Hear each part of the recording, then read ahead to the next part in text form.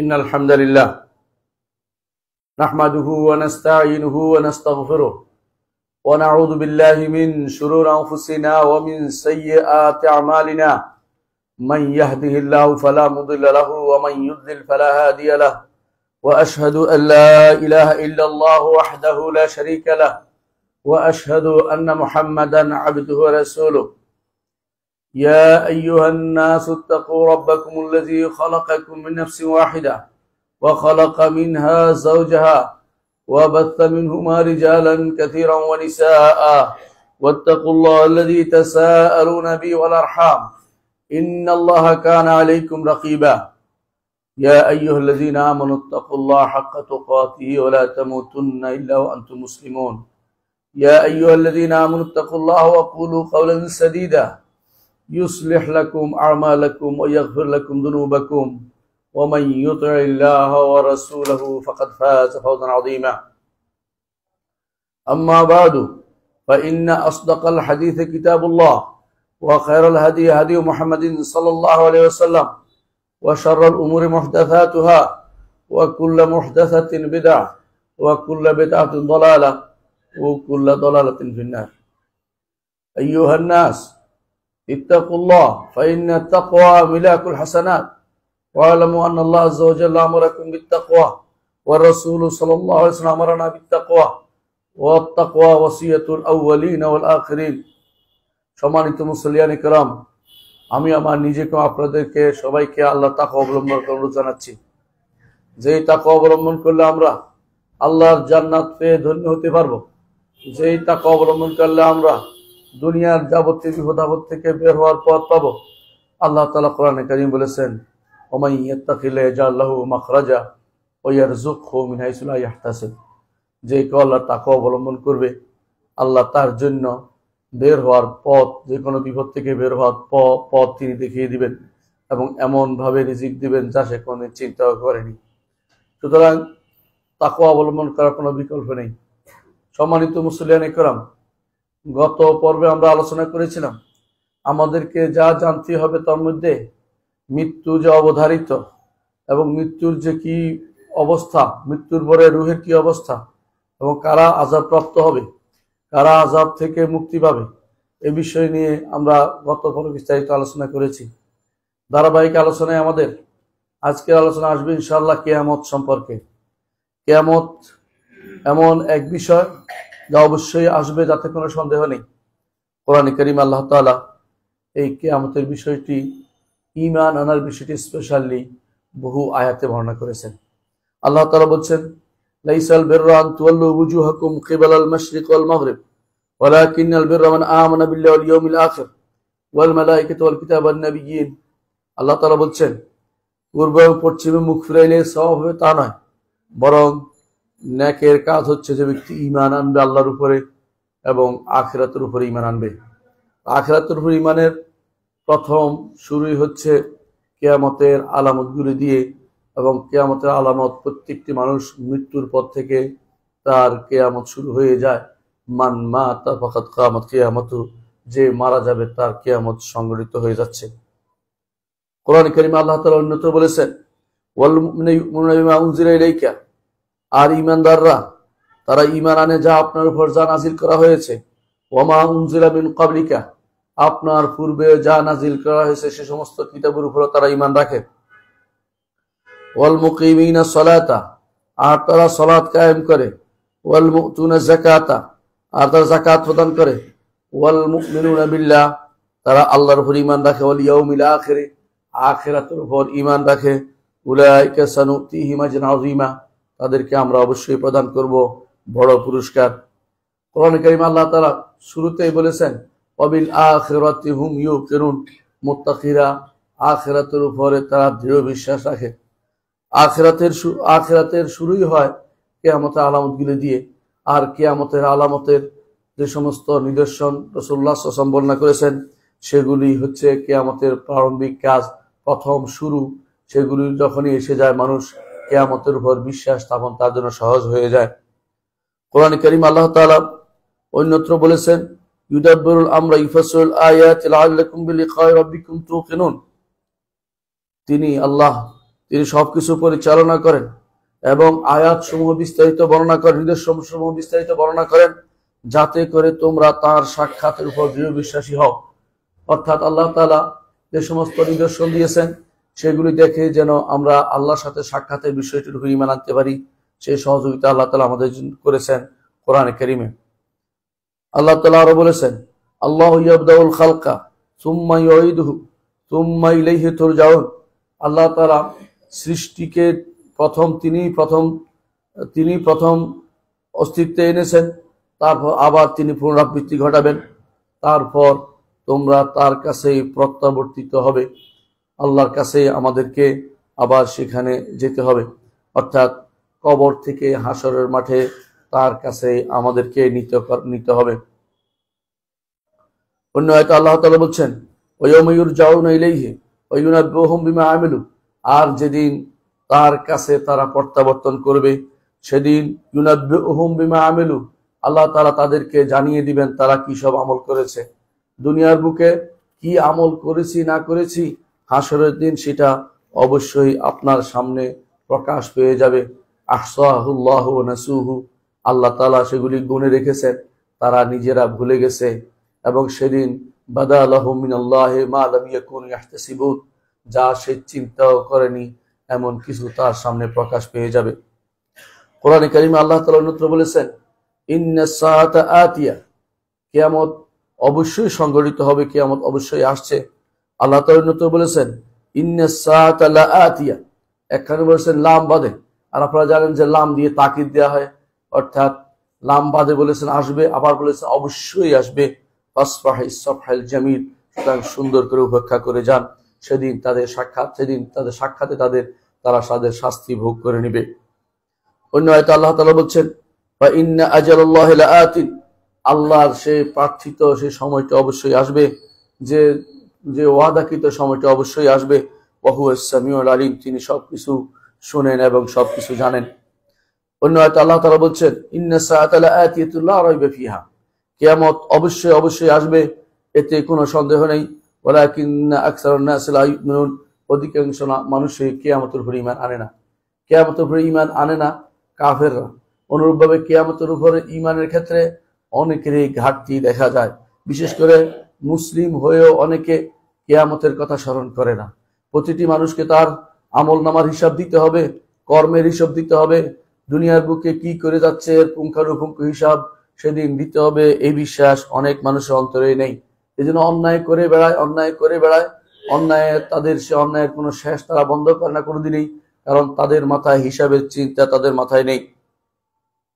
আল্লাহ তাআলা কোরআন কারীমে অন্যত্র বলেছেন, আল্লাহু লা ইলাহা ইল্লাহু লা ইয়াজমা'আন্নাকুম ইলা ইয়াউমিল কিয়ামাহ, আল্লাহ তিনি ওই সত্তা, তিনি ব্যতীত আর কোনো প্রকৃত সত্য ইলাহ নেই, তোমাদেরকে অবশ্যই তিনি কিয়ামতের দিনে সবাইকে একত্রিত করবেন।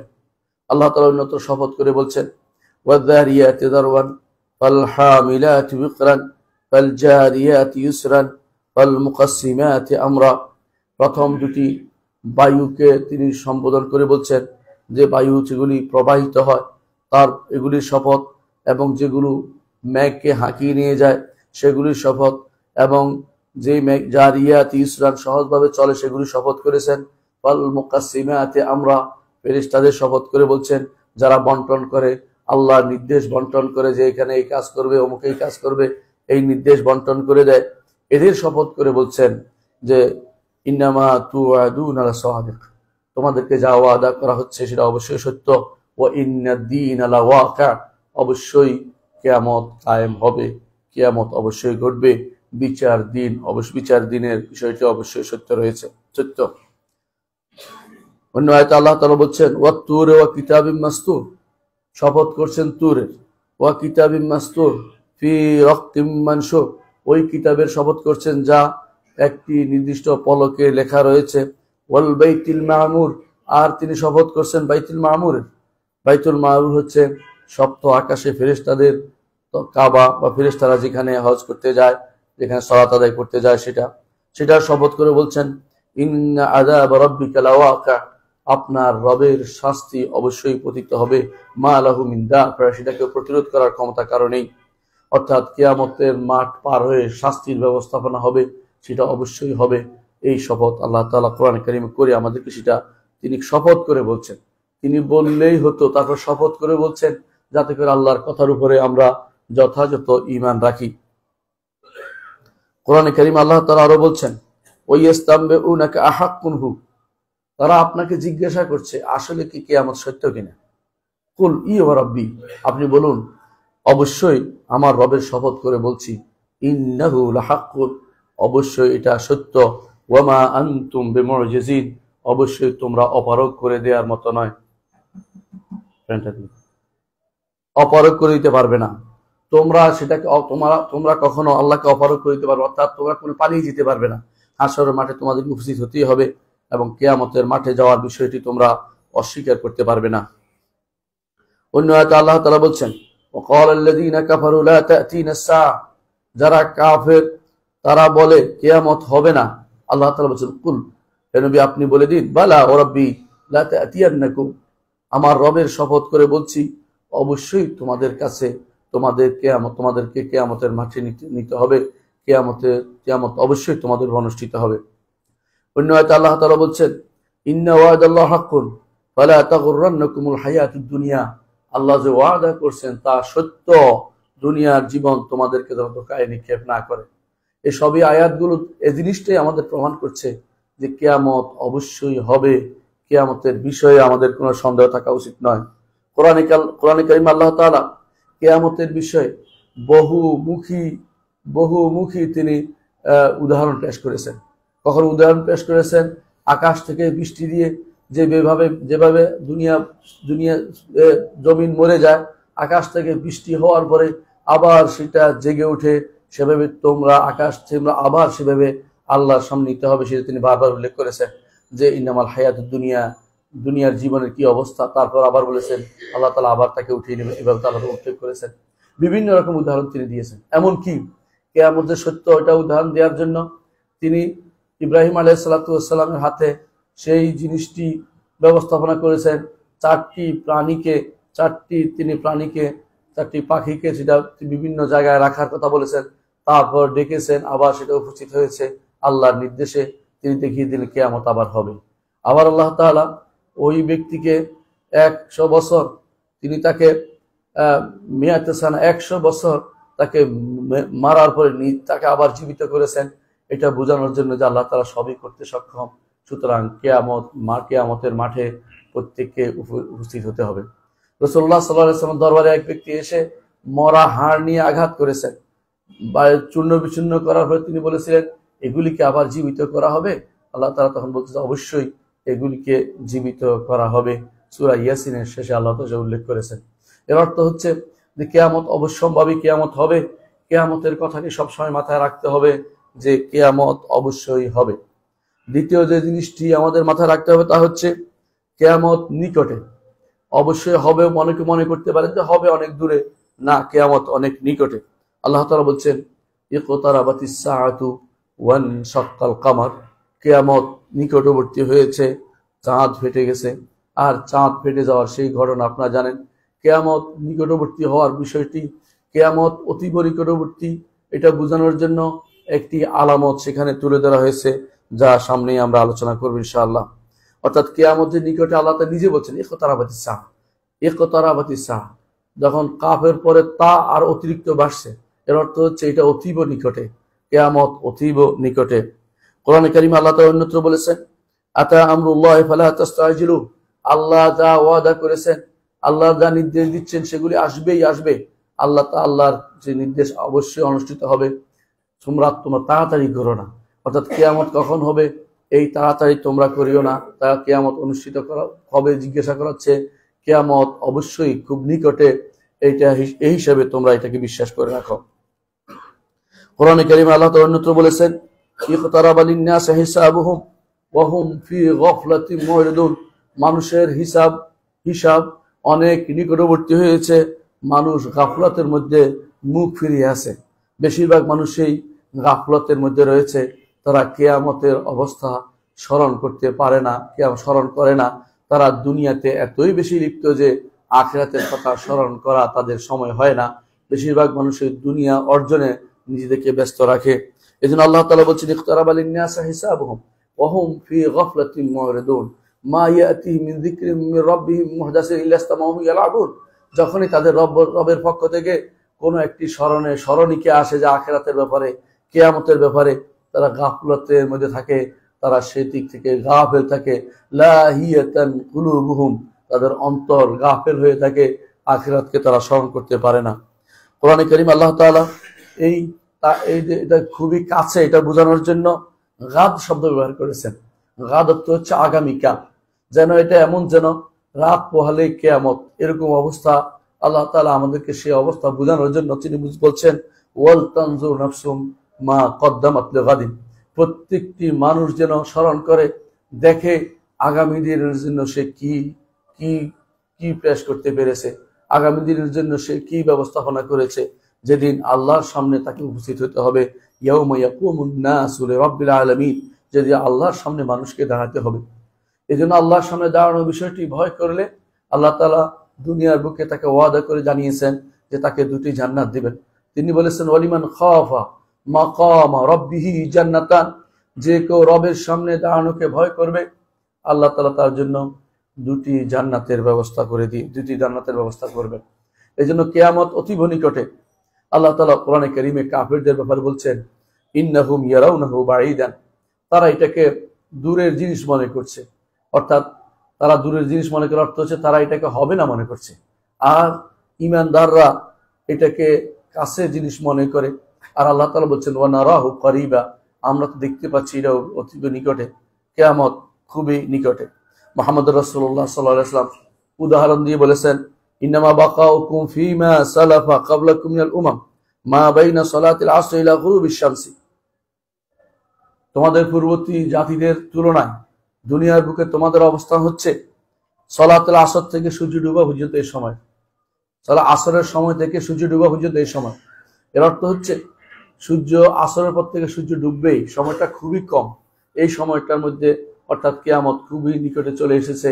এখনো ফজরের সালাতের সময় নয়, বা যোহরের নয়, আসরের নয়, আসরের পরের সময়, আসরের পর থেকে মাগরিব পর্যন্ত যেই সময়টুকু আছে এই সময়টুকুর মধ্যে আমাদেরকে এই জীবন আমরা এখানে অতিবাহিত করব, এরপরে কিয়ামত অনুষ্ঠিত হবে।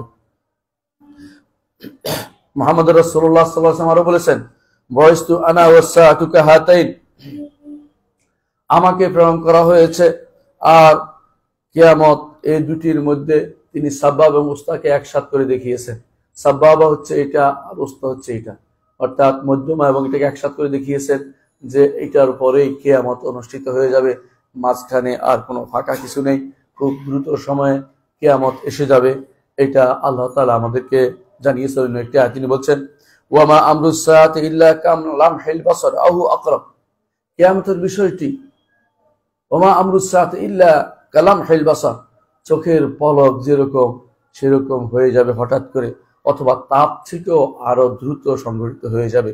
কিয়ামত যখন সংঘটিত হবে সেই সময় খুব বেশি দূরে মনে করার কোনো কারণ নেই। আল্লাহ তাআলা কাফেরদের কথা বলছেন, তারা দূরে মনে করে, ঈমানদাররা সেটাকে খুব কাছে মনে করে এবং সেটার জন্য প্রস্তুতি গ্রহণ করে। তৃতীয়ত যে জিনিসটি জানতে হবে তা হচ্ছে কিয়ামতের নির্দিষ্ট সময় কেউ জানে না। কিয়ামতের নির্দিষ্ট সময় কেউ জানে না। নিকটে এতটুকু আমরা বলি, কিন্তু নির্ধারিত সময় যে এত বছরে সংঘটিত হবে, এত বছর পরে শেষ হয়ে যাবে, এই জাতীয় নির্ধারণ করা বৈধ নয়। কোরআনে কারীম আল্লাহ তাআলা বলছেন ইয়াসআলুনাকা আনিস সাআতি আইয়ানা মুরসাহা, তারা আপনাকে জিজ্ঞাসা করছে কিয়ামত কখন অনুষ্ঠিত হবে। কুল ইন্নামা ইলমুহা ইনদা রাব্বি, আপনি বলে দিন এর ইলম তো, এর জ্ঞান তো আমার রবের কাছে। লা ইউজাল্লিহা লিওয়াক্তিহা ইল্লা হু, এর সময় তিনি ব্যতীত তিনি কাউকে প্রকাশ করে দিবেন না, অর্থাৎ তিনি কারো কাছে এটা প্রকাশ করেন না। সাকুলাত ফিস সামাওয়াতি ওয়াল আরদি, আসমান জমিনে সেটা খুব ভারী জিনিস। লা তা'তিকুম ইল্লা বাগতা, হঠাৎ করে সেটা তোমাদের জন্য এসে যাবে। ইয়াসআলুনাকা কাআন্নাকা হাফিয়ুন আনহা, আপনাকে জিজ্ঞাসা করছে যেন আপনি এটা সম্পর্কে ভালোই জানেন। কুল ইন্নামা ইলমুহা ইনদাল্লাহ ওয়ালাকিন্না আকসারান নাস লা ইয়ালামুন, আপনি বলে দিন এর জ্ঞান তো রব্বুল আলামিনের কাছে, তিনি ব্যতীত সেটা কেউ যা রাখে না। অধিকাংশ মানুষই জানে না যে এই বিষয়টি রব্বুল আলামিনের কাছেই শুধু এটার জ্ঞান। এই জন্য রাসূলকে জিজ্ঞাসা করে কেউ, অথবা কেউ একে অপরকে জিজ্ঞাসা করে কিয়ামত কবে হবে, কিয়ামত কবে হবে, এটা বলার উত্তর আমাদের কারোর কাছে জানা নেই। কিয়ামতের নির্দিষ্ট ক্ষণ কেউ বলতে পারবে না। কিয়ামত হঠাৎ করে হবে এটা বুঝতে পারি আমরা সেই হাদিসটি থেকে, যেখানে রাসূলুল্লাহ সাল্লাল্লাহু আলাইহি ওয়াসাল্লাম বলেছেন, কেউ কাপড় বিছিয়ে রাখবে বিক্রি করার জন্য, কাপড় আবার গুটাতে পারবে না, এর মধ্যে কিয়ামত অনুষ্ঠিত হয়ে যাবে। কেউ বা তার তার যে সমস্ত চতুষ্পদ জন্তু আছে সেগুলির জন্য খাবার ব্যবস্থাপনা করবে, কিন্তু সেগুলো খাওয়ার অবস্থা আসবে না। কেউ বা বাসায় যাওয়ার জন্য তৈরি হবে, বাসায় পৌঁছতে পারবে না, এর মধ্যে কিয়ামত অনুষ্ঠিত হয়ে যাবে। আর কিয়ামত অনুষ্ঠিত হবে আলা শিরারিল খালকে, সবচেয়ে নিকৃষ্ট মানুষদের উপরে। সেখানে কোনো ঈমানদার থাকবে না, ঈমান বলতে কোনো কিছু তারা বুঝবে না, আল্লাহকে ভুলে যাবে, দ্বীনকে ভুলে যাবে, শরিয়াকে ভুলে যাবে, এবং তখন কোনো কোরআনও থাকবে না। এর আগে কোরআন উঠে যাবে। এর অর্থ হচ্ছে নিকৃষ্টতম মানুষ যারা দুনিয়া নিয়ে ব্যস্ত থাকবে, কিয়ামতকে ভুলে যাওয়া। ইউরোপ আমেরিকার যে সমস্ত জন্তুগুলো আছে তাদের মতোই এখন তারা কিয়ামতকে যেভাবে ভুলে বসে আছে তারা, এরকম একটি মুসলিমরা তখন থাকবে না। সেই সময় কিয়ামত অনুষ্ঠিত হবে। কারণ কিয়ামতের আগে কিয়ামত অনুষ্ঠিত হবে, রাসূলুল্লাহ সাল্লাল্লাহু আলাইহি ওয়াসাল্লাম বলেছেন, এমন একটি গোষ্ঠীর উপরে যারা লা ইলাহা ইল্লাল্লাহ বলবে না, লা ইলাহা ইল্লাল্লাহ সম্পর্কে জানবে না, তাদের উপরে কিয়ামত অনুষ্ঠিত হবে। আলা শিরারিল খালকে, আল্লাহর সবচেয়ে নিকৃষ্ট খালকের উপরে কিয়ামত অনুষ্ঠিত হবে। সেই সময় ভালো মানুষের অস্তিত্ব সেখানে থাকবে না। এর আগে বাতাস প্রবাহিত হয়ে ঈমানদারদের মৃত্যু হবে, আমার নবী সেটা আমাদেরকে জানিয়েছেন। অর্থাৎ কিন্তু নির্দিষ্ট ক্ষণ বলা যাচ্ছে না, কিন্তু অনেক এমন হঠাৎ করে হবে এটা বলা যেতে পারে। কোরআনে কারীম আল্লাহ তাআলা অন্যত্র বলেছেন, ইয়াসআলুনাকা আনিস সাআতি আইয়ানা মুরসাহা ফীমা আনতা মিন যিকরাহা ইলা রাব্বিকা মুনতাহাহা। তারা আপনাকে জিজ্ঞাসা করছে কিয়ামত কখন হবে, ফীমা আনতা মিন যিকরাহা, যে জিনিসের স্মরণীকে আপনি চালিয়ে যাচ্ছেন, আপনি এটা স্মরণ করে কি করবেন, আপনি স্মরণ করছেন কিন্তু এটাকে আপনি নির্ধারণ করার ক্ষমতা আপনি রাখেন না।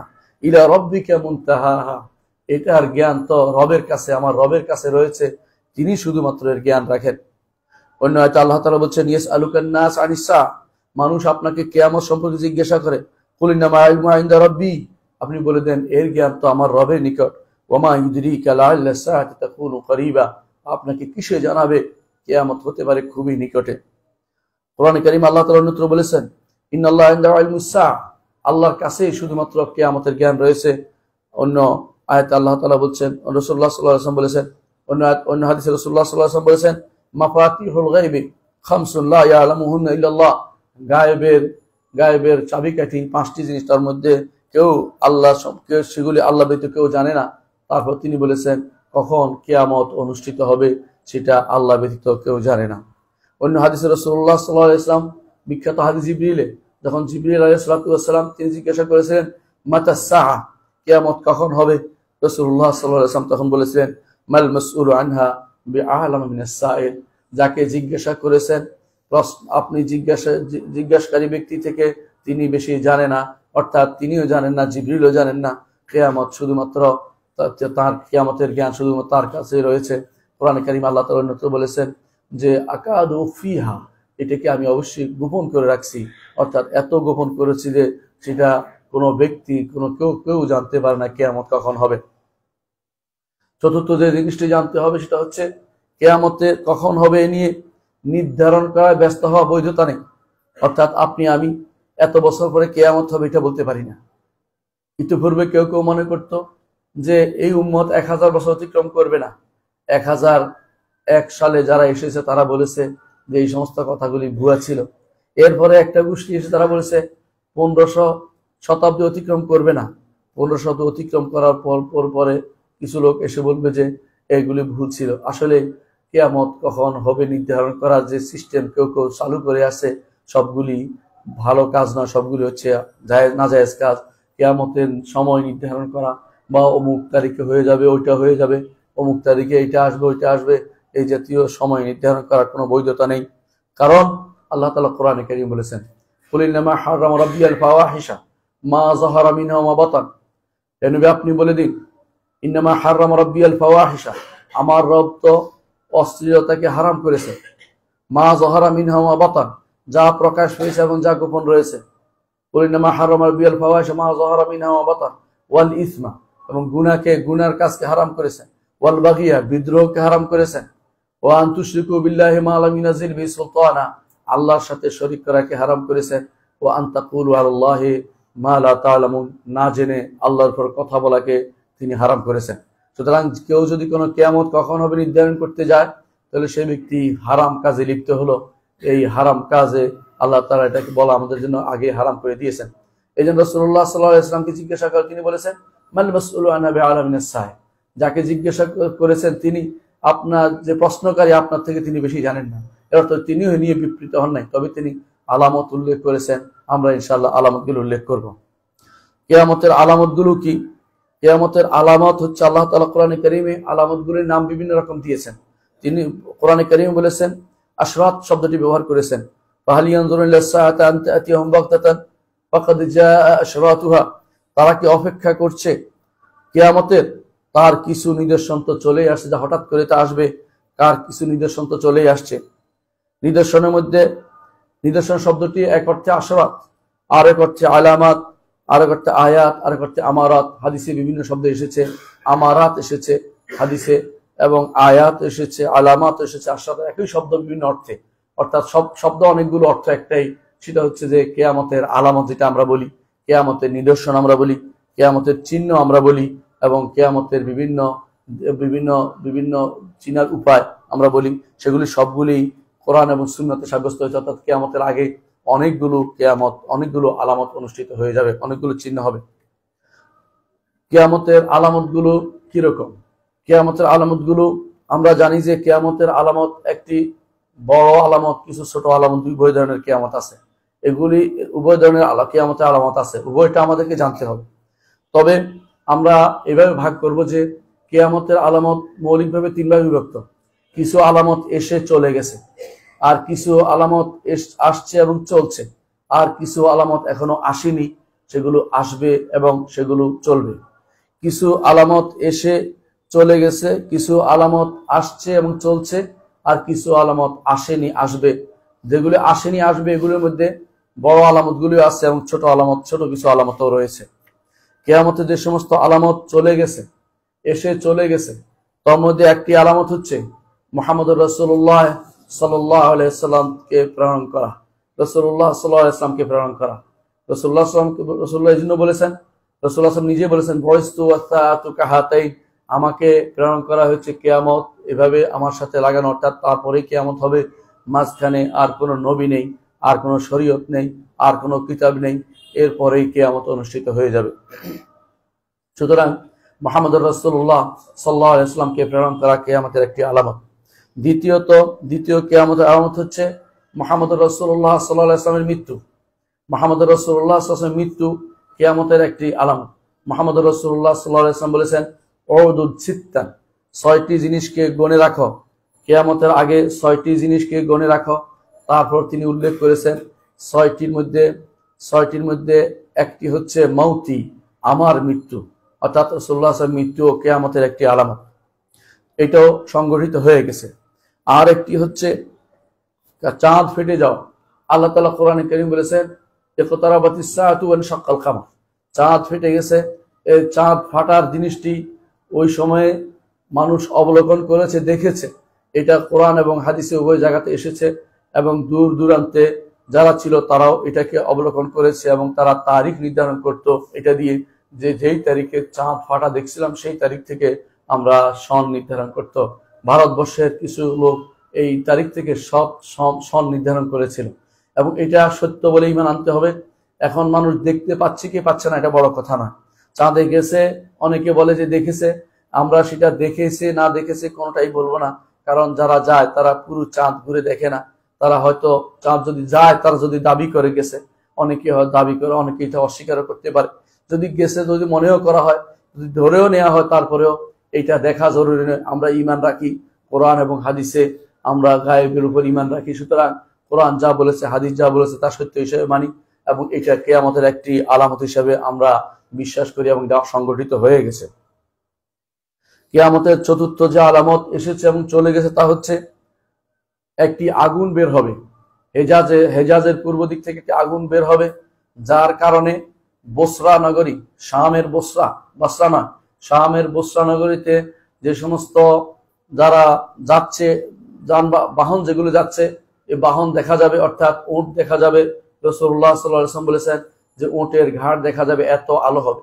সাধারণত আলো হলে দূরের জিনিস দেখা যায় দূর থেকে, সেরকম দেখা গেছে সেটা 654 হিজরিতে মদিনার পূর্ব পাশে বিশাল দাবানল হয়েছে। সেই দাবানলে অনেক কিছু পুড়ে সেই দাবানল যে জায়গা পুড়ে গেছে সেটাকে বলা হয় হাররা। সেটা এখনো মদিনার পূর্ব পাশে রয়েছে, কালো পাথর বিশিষ্ট এলাকা।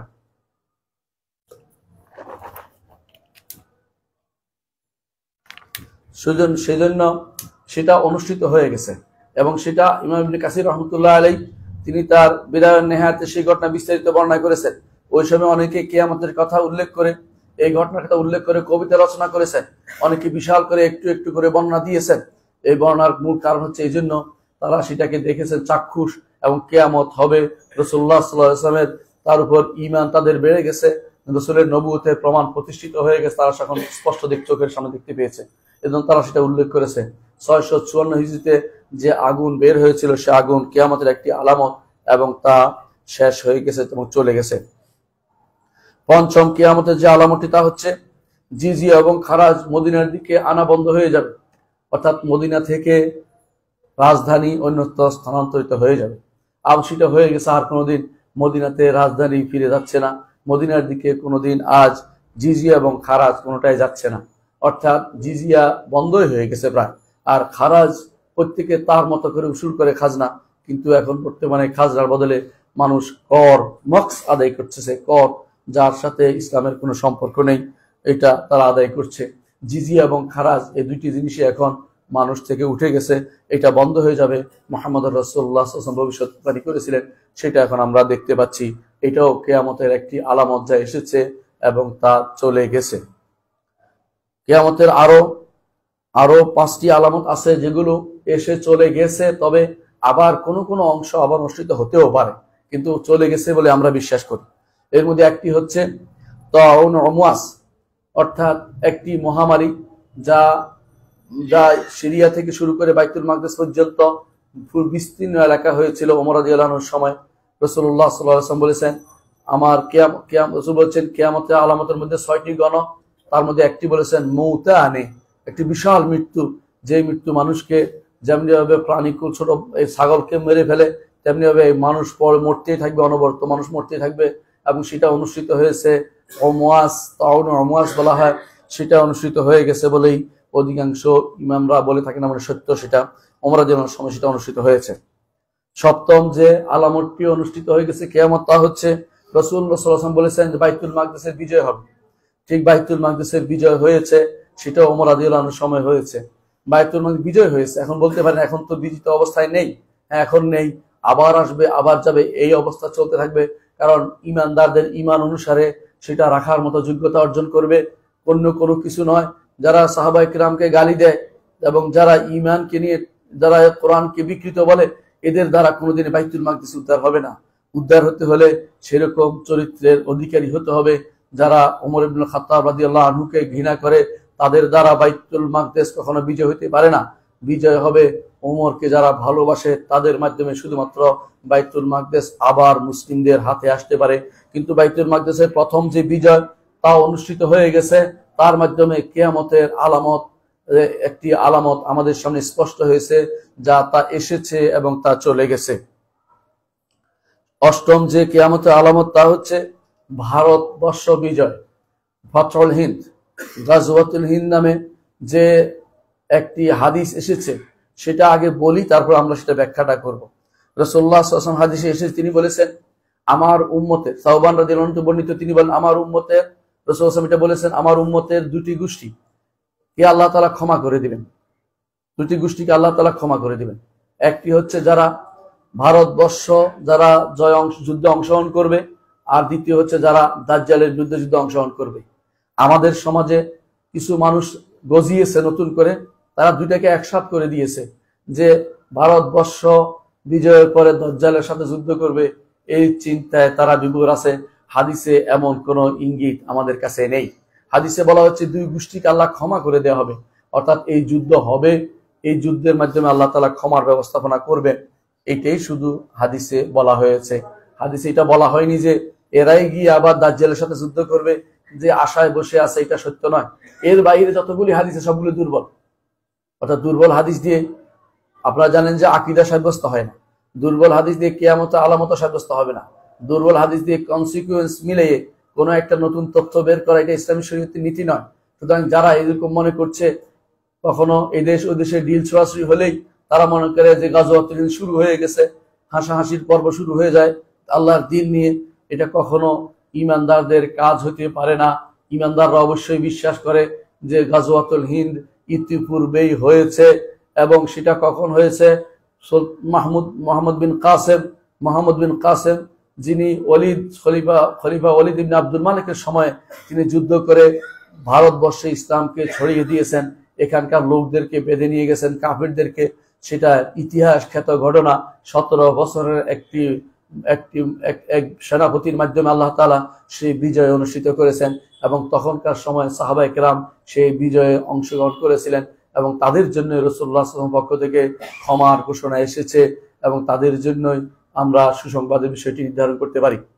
এরপরেও আরো অনুষ্ঠিত হয় সুলতান মাহমুদ বিন সবুকতগিন, তার সময়ে 17 বার ভারতবর্ষ তিনি জয় করেছেন। তারপরে সুলতান মোহাম্মদ ঘুরি তারা ভারতবর্ষ জয় করে সেখানে রাষ্ট্র স্থাপন করেছেন, একটা রাষ্ট্র স্থাপিত হয়েছে, এবং সেটা 800 বছর পর্যন্ত পুরা ভারতবর্ষ শাসন করেছে। তারপরেও যদি বলেন যে ভারতবর্ষের যুদ্ধ হয়নি, তা আমাদের কিছু বলার নেই। হ্যাঁ, এখন যে অবস্থা আছে অবস্থা থেকে মুক্ত হওয়ার জন্য কোনোদিন আবার যুদ্ধ হতেও পারে, কিন্তু এই যুদ্ধ সেই যুদ্ধ বলা যাবে না যে যুদ্ধের কথা মুহাম্মদুর রাসূলুল্লাহ সাল্লাল্লাহু আলাইহি ওয়াসাল্লাম আমাদেরকে জানিয়েছেন, বরং সেই যুদ্ধ অনুষ্ঠিত হয়েছে বলেই যোগ্য যোগ্য ইমামরা বলেছেন, এবং সেটাই আমরা দেখতে পাই ইমাম ইবনে কাসির এবং অন্যদের হাতে, যে অন্যদের কাছে যে এই যুদ্ধ সংগঠিত হয়ে গেছে। এই যুদ্ধের মাধ্যমে মুসলিমরা ভারতবর্ষে ঢুকেছে, ভারতবর্ষে মুসলিমরা এখন রন্ধ্রে রন্ধ্রে বাস করে। এখানে গাজওয়া নামক যেটা হয় সেটা এখনো হওয়া কঠিন। গাজওয়া হয় সর্বাত্মক যুদ্ধ, যেই যুদ্ধে এলাকার পর এলাকা কাফেররা থাকে একদিকে, ইমানদাররা থাকে আরেকদিকে, কিন্তু যেখানে ইমানদাররা ভিতরে ভিতরে থাকে সেখানে কোনো গাজওয়া হয় না, সেখানে যুদ্ধ হয়। গাজওয়া হতে হলে ব্যাপক যুদ্ধ হতে হয়। এই যুদ্ধের বিষয়টি আগে সংগঠিত হয়ে গেছে। এখন যদি যুদ্ধ হয় সেখানে মুসলিমরা মারা পড়বে, এতে কোনো সন্দেহ নেই। মক্কা বিজয় হয়েছে, মক্কা যুদ্ধ হয়নি কেন? কারণ মক্কার ভিতরে ভিতরে মুসলিমরা ছিল। আল্লাহ তাআলা কোরআনে কারীম বলেছেন, ওয়ালাউলা রিজালুম মুমিনুনা ওয়া নিসাউ মুমিনাতুম লাম তা'লামু মান তাতাউহুম ফাতুসিবাকুম মিনহুম মা'আরাতুম বিগাইরি ইলমিন, যে ঈমানদাররা নারী পুরুষরা ভিতরে ভিতরে আছে, এদেরকে আক্রমণের বলি বানাতে হবে বলে আল্লাহ তাআলা বলছেন, পরবর্তী তোমরা এই আক্রমণের বিপদে পড়ে তোমরা আফসোস করবে, লজ্জা পাবে যে আরে আমাদের মুসলিম ভাইদের মেরে ফেলেছি। সেই জন্য মক্কাতে আল্লাহ তাআলা যুদ্ধ না করে সেটা বিজয়ের ব্যবস্থাপনা করেছেন। মক্কাতে যেরকম মুসলিমরা থাকলে সেখানে সর্বাত্মক যুদ্ধ হয়নি, এর অর্থ হচ্ছে ভারতবর্ষ দ্বিতীয় আর কোনো সর্বাত্মক যুদ্ধ হবে না। সেখানে শুধুমাত্র যুদ্ধ হতে পারে মুসলিমদের কর্তৃত্ব প্রতিষ্ঠার জন্য, এলাকা ভিত্তিক অঞ্চল ভিত্তিক হবে, এবং ভারতবর্ষে এখনই মুসলিমদের বেশ কিছু রাষ্ট্র এখনো রয়েছে আপনারা জানেন। সুতরাং এই যুদ্ধ নিয়ে যারা আজ বাড়াবাড়ি করছে এবং যারা এই যুদ্ধের জন্য প্রস্তুতি পর্বত অতিক্রম করে যাচ্ছে, এরা সবাই বিভ্রান্তিতে লিপ্ত রয়েছে। যুবকদেরকে সাবধান করছি, এই সমস্ত জিনিস থেকে দূরে থাকবেন, ইলম নিয়ে ব্যস্ত থাকেন, কোরআন এবং সুন্নাহর ইলম অর্জন করেন। উলামা এই দিন যারা কোরআন এবং সুন্নাহর সঠিক ব্যাখ্যা দেয় তাদেরকে অনুসরণ করুন, তাদেরকে অনুসরণ করার ধারাবাহিকতা রক্ষা করুন। যুগ যুগ ধরে যে সমস্ত আলেম সঠিক পথের অনুসারী হয়ে দুনিয়া থেকে চলে গেছেন, তারা এখন বিখ্যাত হয়ে আছে, তাদের পথ অনুসরণ করুন। হঠাৎ করে উড়ে এসে জুড়ে বসে হঠাৎ করে কোনো একটা ঘটনা উল্লেখ করবে, কোনো একটা চটকদার কথা বলবে, অথবা কোনো কথা দিয়ে আপনাকে চমৎকৃত করে দেবে, তাদের অনুসরণ করবেন না।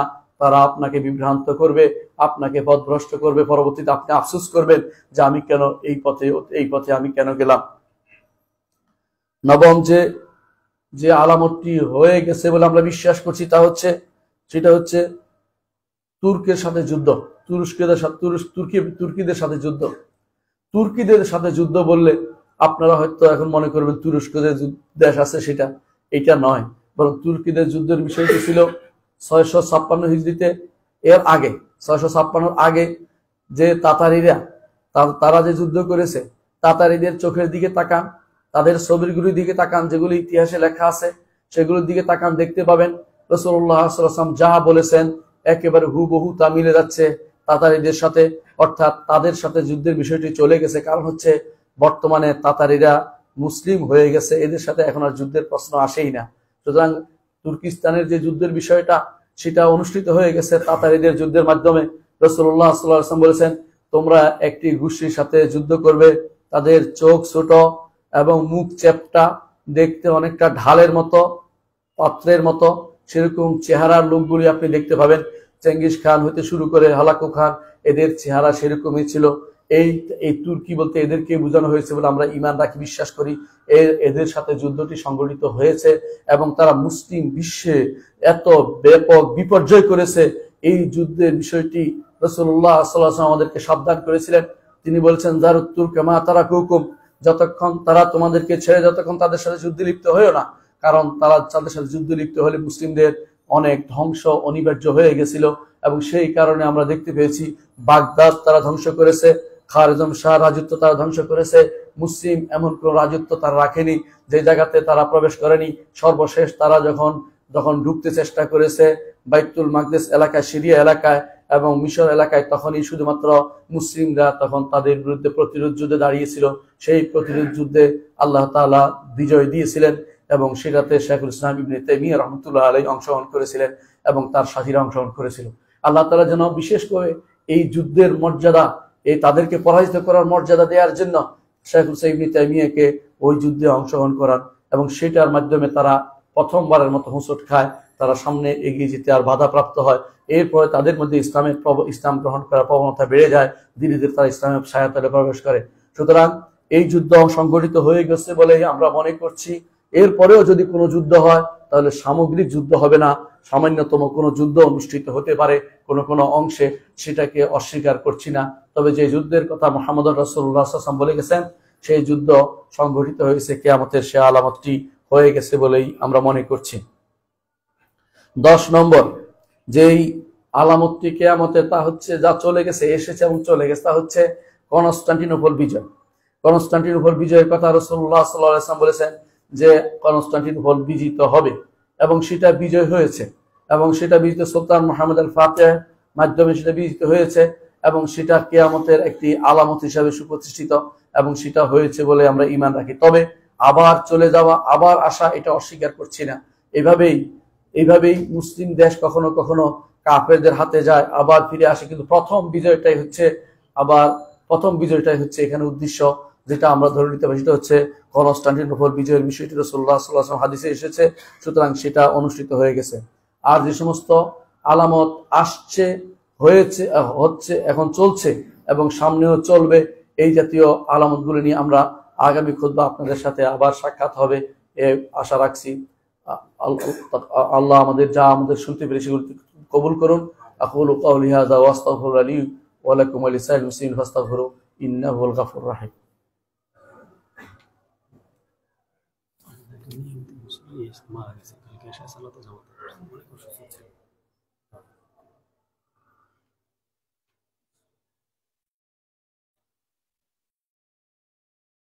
ইন্নাল হামদালিল্লাহ নাহমাদুহু ওয়া নাস্তাঈনুহু ওয়া নাস্তাগফিরুহ ওয়া নাউযু বিল্লাহি মিন শুরুরি আনফুসিনা ওয়া মিন সাইয়্যাতি আমালিনা মান ইয়াহদিহিল্লাহু ফালা মুদিল্লা লাহু ওয়া মান ইউদ্লিল ফালা হাদিয়া লাহু ওয়া আশহাদু আল লা ইলাহা ইল্লাল্লাহ ওয়াহদাহু লা শারীকা লাহু ওয়া আশহাদু আন্না মুহাম্মাদান আবদুহু ওয়া রাসূলুহু। আম্মা বা'দ। সম্মানিত মুসলিয়ানি কিরাম, বলছিলাম কিয়ামতের আলামত সম্পর্কে। কিয়ামতের আলামত কেন বলছি? কারণ কিয়ামতের জন্য আমাদের প্রস্তুতি নিতে হবে। হাশরের মাঠে তো সবাই যেতে হবে, এমন কেউ নাই যে সেখানে না যেয়ে থাকতে পারবো আমরা। সুতরাং আগে থেকে প্রস্তুতি নিতে হবে। মরতে যেমন হবে, হাশরের মাঠেও যেতে হবে, আবার জান্নাত বা জাহান্নাম এই ফয়সালার জন্য প্রস্তুতি থাকতে হবে। মাঝখানে কিছুদিন থাকলেও আরাফে আবার তাদের পরিণতি শেষ পর্যন্ত জান্নাতে যাওয়া হবে, জান্নাতে তারা যাবে। আরাফে যারা থাকবে শেষ পর্যন্ত জান্নাতে তারা যাবে। কিন্তু জান্নাত জাহান্নাম ছাড়া আর কোথাও তো তাদের যাওয়ার জায়গা নেই, কারো কোনো যাওয়ার জায়গা নেই। হয় জান্নাতে যেতে হবে, না জাহান্নামে যেতে হবে। সুতরাং দুনিয়ায় থাকতে আগে থেকে প্রস্তুতি নেওয়া দরকার। কোনটাকে আমি বেছে নেব, কোন জীবনকে বেছে নেব, যে জীবন চিরস্থায়ী শান্তির জীবন, দারুস সালাম যেটা, সেটা কি বেছে নিব, নাকি আখেরাতে চিরস্থায়ী কষ্টের জায়গাকে বেছে নিব? এই জন্য দিনকে মেনে চলা, শরীয়তকে মেনে চলা, আল্লাহ রাব্বুল আলামিন যা দিয়েছেন সেটা মেনে চলা, এটা আমাদের উপর অবশ্য কর্তব্য। আল্লাহ ওয়াসাল্লু আলা সাইয়্যিদিল বাশারিয়া মুহাম্মদ ইবনে আব্দুল্লাহ কামা আমারা আল্লাহু আযজা ওয়া জাল্লা ফি কিতাবিহি ওয়া যান্না